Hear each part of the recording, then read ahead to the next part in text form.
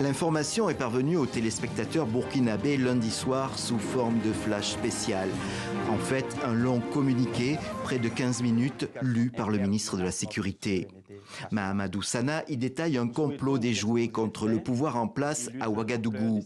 Accusé, le IGS, État islamique au Grand Sahara, un groupe djihadiste armé actif dans le pays, mais aussi toute une liste de personnalités considérées comme des opposants par le régime. Des individus résidant en République de la Côte d'Ivoire se sont activés dans une entreprise de subversion contre notre pays. Ces acteurs du chaos, appuyés par certains services de renseignement de puissance occidentale, sont constitués aussi bien de civils, de divers profils que des militaires et anciens militaires. Parmi les personnes désignées, on compte Ahmed Kinda, ancien commandant des forces spéciales burkinabées, présenté comme chef des opérations. Mais aussi l'ancien ministre des Affaires étrangères, Djibril Bassolé, qui vit en exil, et Newton Ahmed Bari, ancien président de la CENI. Les deux ont démenti. Enfin, le lieutenant-colonel Paul-Henri Damiba est désigné comme le chef militaire du complot.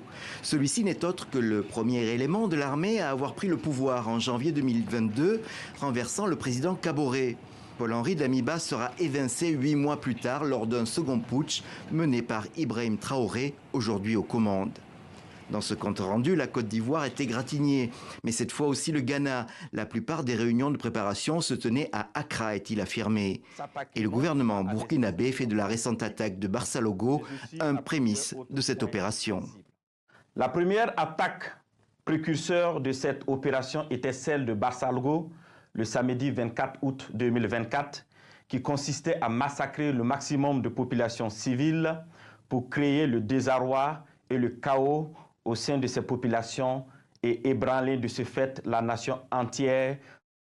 À Barsalogo, le raid revendiqué par le GSIM, un autre groupe djihadiste, plus de 400 civils auraient été tués selon des sources locales.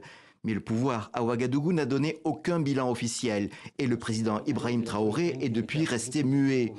Beaucoup de commentateurs critiques y ont vu de l'embarras et une preuve de l'impuissance de l'équipe Traoré arrivée au pouvoir avec la promesse de rétablir la sécurité.